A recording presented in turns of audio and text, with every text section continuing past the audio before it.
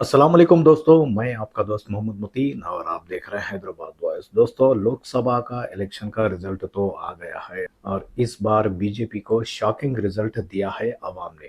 क्योंकि देखा गया तो बीजेपी जो जो मुद्दों को लेकर वोट मांग रही थी, लोग समझ रहे थे कि इस बार शायद 400 पार हो सकती, क्योंकि 400 पार का एक नारा हर उनके जो भी बीजेपी कैंडिडेट और उनके कारकुनों के ज़बान पर इस बार 400 पार, इस बार मोदी सरकार। ओके, इस बार तो मोदी सरकार आई है, लेकिन इस बार अवाम 300 पार भी नहीं करी, क्योंकि जो जो मुद्दों पर जो बीजेपी वोट मांग रही थी, उस मुद्दों को लेकर अवाम केयर नहीं करी। क्योंकि जो जो ये मुद्दे हैं, ये मुद्दों से अवाम का पेट नहीं भरता। सिर्फ डेवलपमेंट डेवलपमेंट के इश्यूज की बात करना छोड़ के बीजेपी धर्म के नाम पर वोट मांग रही थी और मुसलमानों का नाम लेकर हिंदू भाइयों को डराया जा रहा था। अब आप लोग देख सकते हैं, मुझसे जो जो प्रॉपर्टीज है, हिंदूज के प्रॉपर्टीज लेकर मुसलमानों को देने की भी बात नरेंद्र मोदी कुछ बयानों में करे हैं। और मंगलसूत्र खींच कर 10-10 12-12 बच्चे वालों को देंगे, ऐसे कई सारे वीडियोस आप लोग देख चुके हैं उनके बयानातों में। तो दोस्तों, इस बार अवाम अपना फैसला दे दी है और बीजेपी को एक शॉकिंग रिजल्ट मिला है। 291 सीट हासिल हुए हैं इस बार। एनडीए कूटमी जो भी एनडीए जो अलायंस है बीजेपी, जो जो अलायंस है बीजेपी का, उस अलायंस को 291 सीट हासिल हुए हैं। और कांग्रेस पार्टी इंडिया अलायंस को 234 सीट हासिल हुए हैं और अदर्स को 18 सीट हासिल हुए हैं। इसमें इंडिपेंडेंट है और ये आईएमआईएम भी है।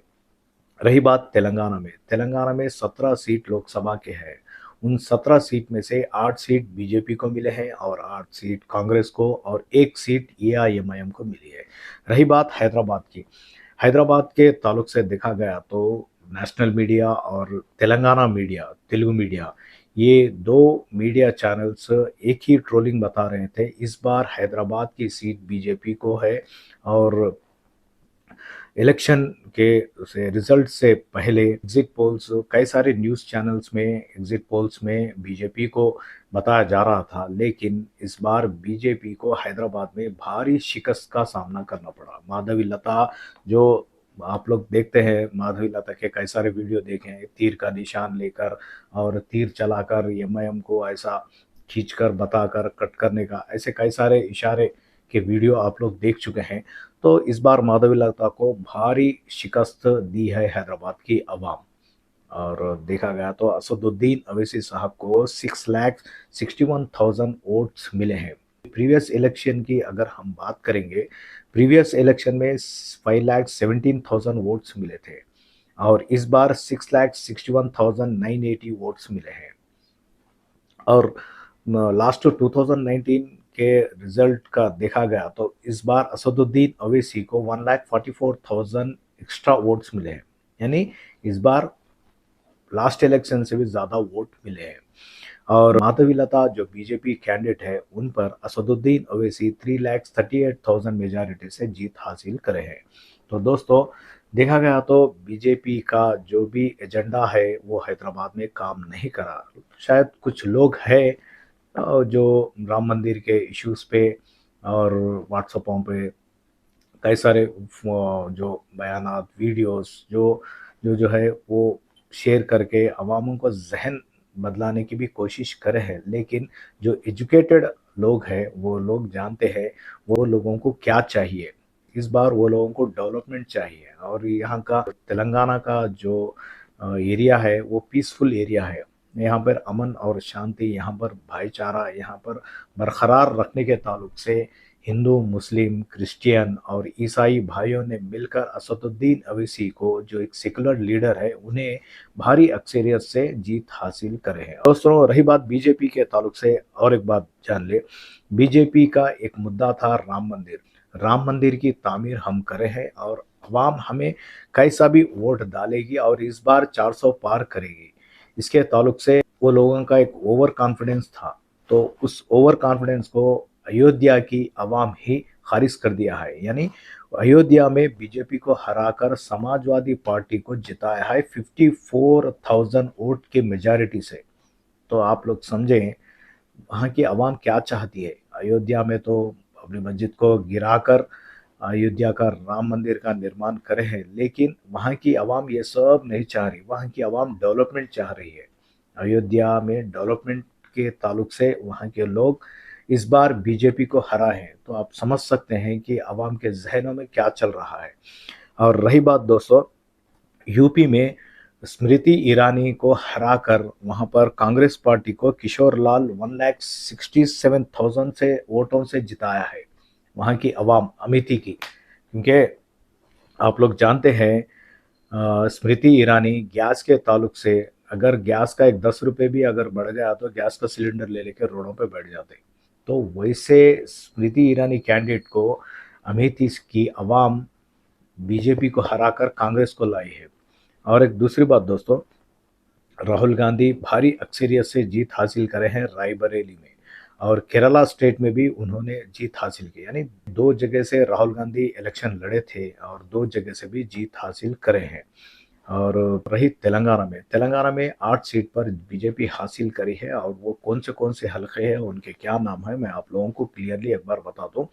आदिलाबाद से गड्डम नागेश, करीमनगर से बंडी संजय, निजामाबाद से अरविंद, और मेदक से रघुनंदन राव, मलकाजगिरी से ईटला राजेंदर, सिकंदराबाद से किशन रेड्डी, चेवेल्ला से कोंडा विश्वेश्वर रेड्डी, और महबूब नगर से डी के अरुणा जीत हासिल करी है। ये 8 सीटों पर बीजेपी जीत हासिल करी है। और दूसरी बात, कांग्रेस पार्टी भी 8 सीटों पर जीत हासिल करी है। वो है आपको पेद्दापल्ली से वंशी कृष्णा, जहीराबाद से सुरेश कुमार, और नागर कर्नूल से मल्लू रवि, और नलगंडा से रघुवीर, और भुवनगिर से आपको किरण कुमार रेड्डी, और वरंगल से कडियम काव्या, महबूबाबाद से बलराम नायक, खम्मम से रघुराम रेड्डी जीत हासिल करे हैं।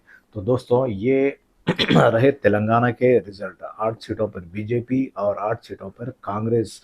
और रही बात बीआरएस पार्टी की, इस बार बीआरएस पार्टी को शिकस्त का सामना करना पड़ा है। उन्हें एक भी सीट हासिल नहीं हुई और एक एआईएमआईएम को हासिल हुए। तो दोस्तों ये रहा इलेक्शन का रिजल्ट।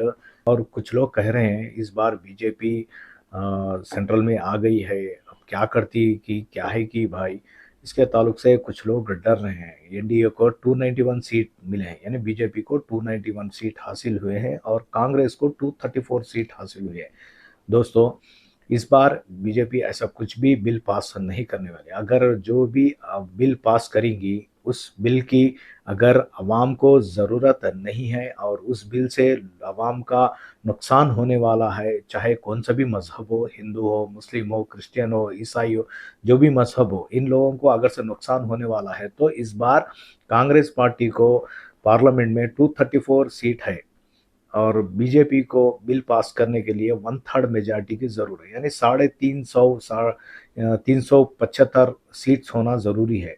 तो इस बार बीजेपी को इतना सीट्स तो नहीं है और कांग्रेस पार्टी इस बिल की मुखालिफत ज़रूर करेगी। अगर जो भी बिल पास करने की कोशिश बीजेपी करेगी, वो बिल के से आवाम को फ़ायदा होने वाला है रहा तो ही कांग्रेस पार्टी सपोर्ट करने वाली है। अगर उस बिल के हित में, अगर आवाम के हित में अगर वो बिल नहीं है, तो कांग्रेस पार्टी उनकी मुखालिफत करेगी। और इस बार ऐसा कोई भी बिल पास होने वाला नहीं है, क्योंकि आप लोग तो जानते हैं पार्लियामेंट में ट्रिपल तलाक का बिल, 370 आर्टिकल 370 का बिल, ये सब चीज़ें लगा कर क्या है, मेजॉरिटी के बेस पर बिल पास किया गया था। लेकिन इस बार ऐसा कुछ भी होने वाला नहीं है। अगर ऐसा कुछ भी होगा तो सरकार गिर सकती है, क्योंकि इसमें दलितों का भी सीट्स है 291, जो बीजेपी की एनडीए के जो सीट्स में दलितों के भी सीट्स है इसमें। अगर ऐसा कुछ भी करेंगे तो इमीडिएट वो लोग क्या है, कांग्रेस को सपोर्ट करेंगे, फिर कांग्रेस वहाँ पर सेंट्रल में कांग्रेस सरकार बना सकती है। तो इसके ताल्लुक से आप लोग जान लें और बेफिक्र रहिए, ऐसा कुछ भी होने वाला नहीं है हिंदुस्तान में। ठीक है दोस्तों, जो भी मेरा चैनल सब्सक्राइब नहीं करे हैं वो लोग सब्सक्राइब कर लें, ताकि मेरे वीडियोस आप तक पहुंचते रहेंगे। शुक्रिया, अल्लाह हाफिज़।